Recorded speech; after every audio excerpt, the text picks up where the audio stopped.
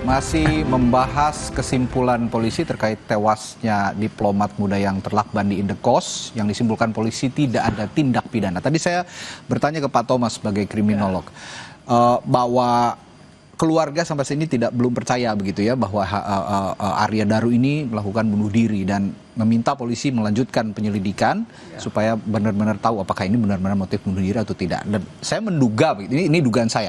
Nanti bisa dievaluasi lagi oleh Pak Thomas. Saya menduga keluarga ini kan punya hubungan yang dekat.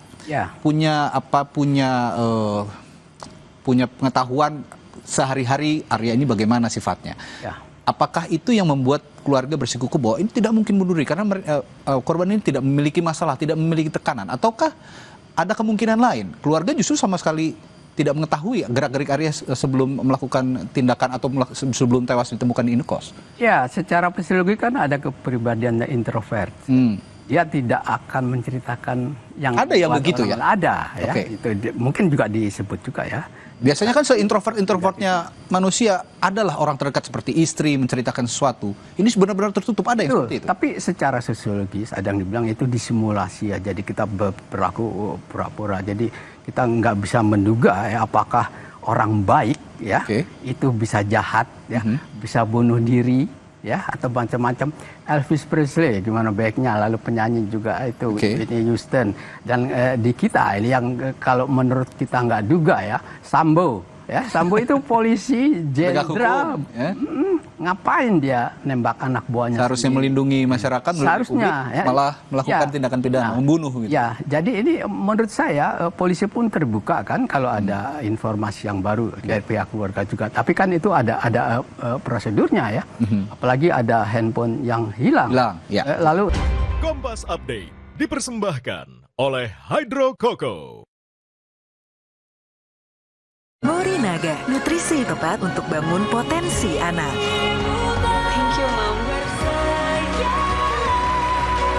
Morinaga, your choice, their future. Masa depan bukan kebetulan, pilih yang terbaik sekarang. I'm a racing car, passing by like Lady Godiva. I'm gonna go. I don't wanna stop at all. Minum Hydro Coco berlebihan bikin segarnya hidup berlanjut.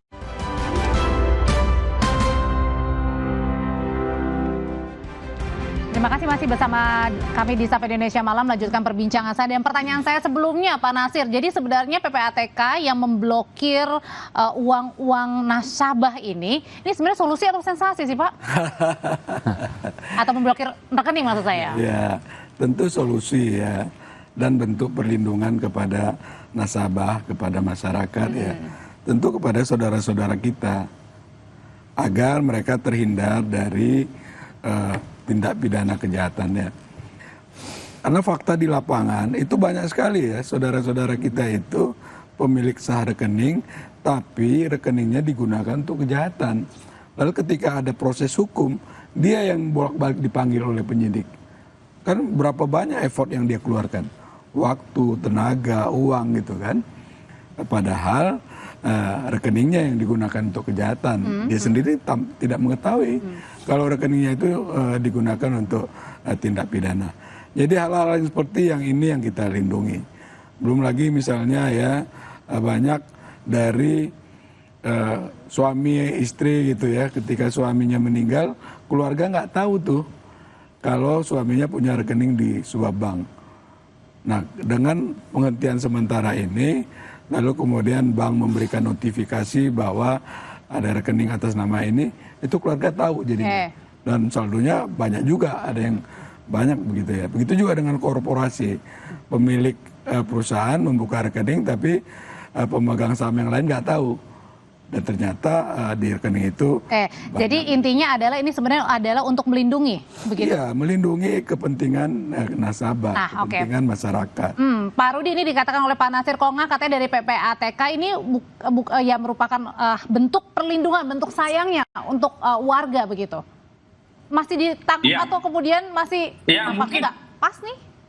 Ya mungkin tujuannya niatnya bagus, cuma yang jadi polemik di sini kan waktunya yang 3 bulan itu. Katanya bukan 3 bulan ya? Nah sekarang diklarifikasi malam ini diklarifikasi oleh Humas PPATK mengatakan ini 5 tahunan. Ya kalau itu saya setuju, tetapi kalau rekening digeneralisir umum 3 bulan itu yang saya tidak sependapat sesuai pertanyaan media hari ini. Kalau ada kebijakan seperti itu yang kontroversi, itu yang bikin gaduh, itu yang bikin polemik. Kami tidak setuju untuk itu.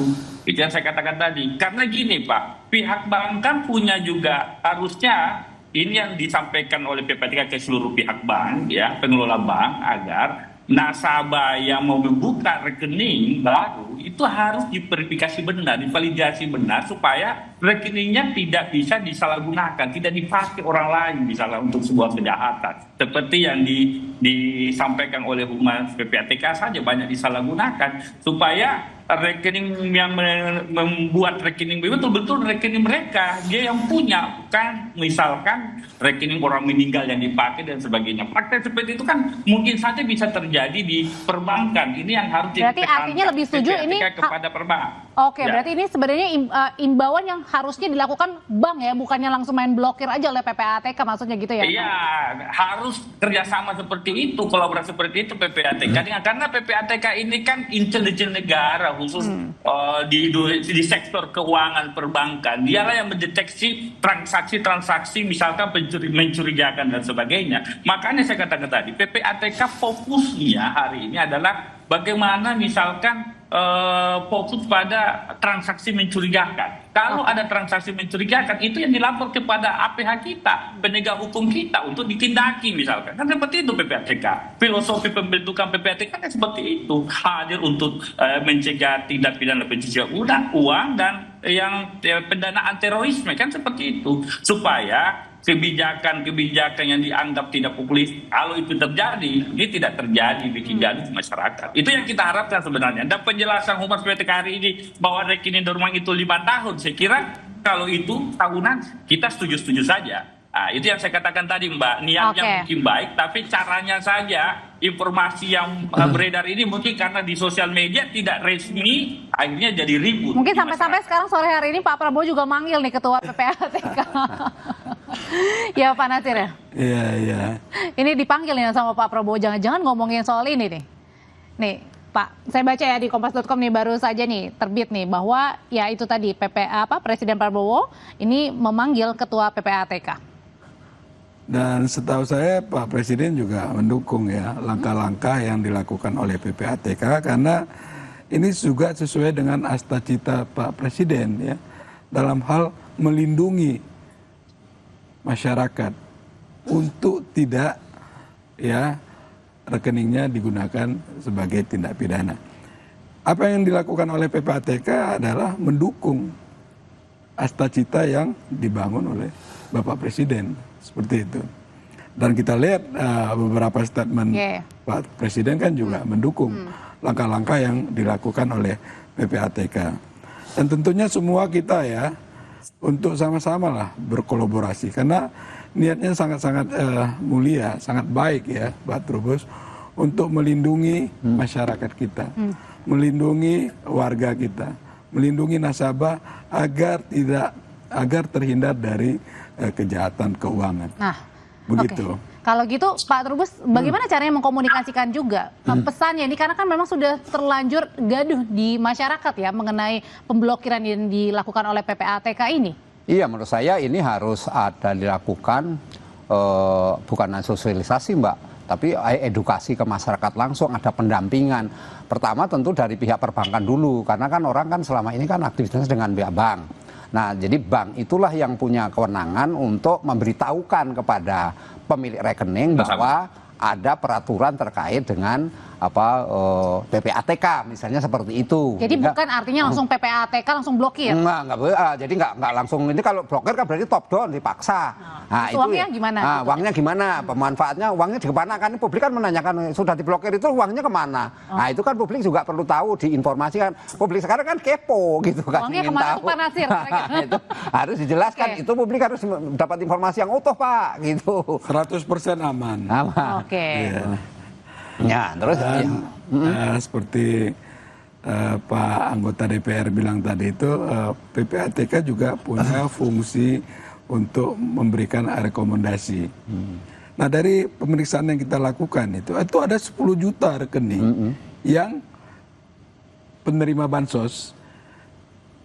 Dia penerima bansos dan juga pemain judi online. Nah, itu kan artinya data itu kan penting ya buat perbaikan sistem dan seterusnya. Di mana kami juga memiliki kewenangan untuk memberikan rekomendasi.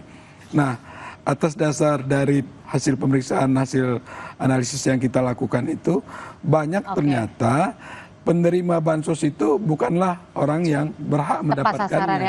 Sehingga tidak tepat sasaran. Gitu, Oke, kalau gitu singkat aja kalau gitu ke Pak Rudi, bagaimana juga caranya meyakinkan begitu ya bahwa yang diblokir oleh PPATK itu memang benar-benar rekening yang bermasalah, bukan rekening yang tidak bermasalah tapi kemudian diblokir. Bagaimana caranya hal itu bisa dipilah? Ya, makanya PPATK punya cara sendiri kan menganalisis, ini ya pusat analisis ya kan. Dan dia pasti tahu, mereka pasti tahu yang mana rekening-rekening yang punya transaksi-transaksi mencurigakan, yang mungkin disinyalir, diduga itu adalah tindak pidana, bagian dari tindak pidana. Sehingga mereka pasti tahu lah rekening masuk dan sebagainya. Tetapi ketika ada kebijakan misalkan awalnya 3 bulan tidak ada transaksi bisa langsung diblokir, itu yang pasti mendapatkan reaksi menuai pro kontra di masyarakat. Kita tidak mau itu. Kami berharap PPATK, kami paham tugas PPK, dia mitra kerja kami di Komisi 3, agar kebijakan-kebijakan yang diambil tidak selalu, oh ini dana bansos dipakai di online. Yang kita butuhkan hari ini ada data pelanggaran dan sebagainya, itu langsung dilaporkan ke APH, lapor langsung ke polisi, lapor ke kejaksaan, kalau perlu lapor KPK, ada transaksi mencurigakan di sini. Jangan kemudian mengumbar kebijakan itu di media sehingga memunculkan polemik berdiri baru berada di masyarakat. Itu yang kita tidak mau. Sebenarnya. Sudah kami tangkap, terima kasih. Pak Rudi, Pak Nasir Kongko, terima kasih Pak Trubus, terima kasih. Selamat malam. Pak Rudi, terima kasih. Pak Trubus. Membikin ini. Saudara, tetaplah bersama kami di Sapa Indonesia Malam. Setelah ini kami punya informasi dari pekerja pabrik obat di kawasan Pulau Gadung, Jakarta Timur.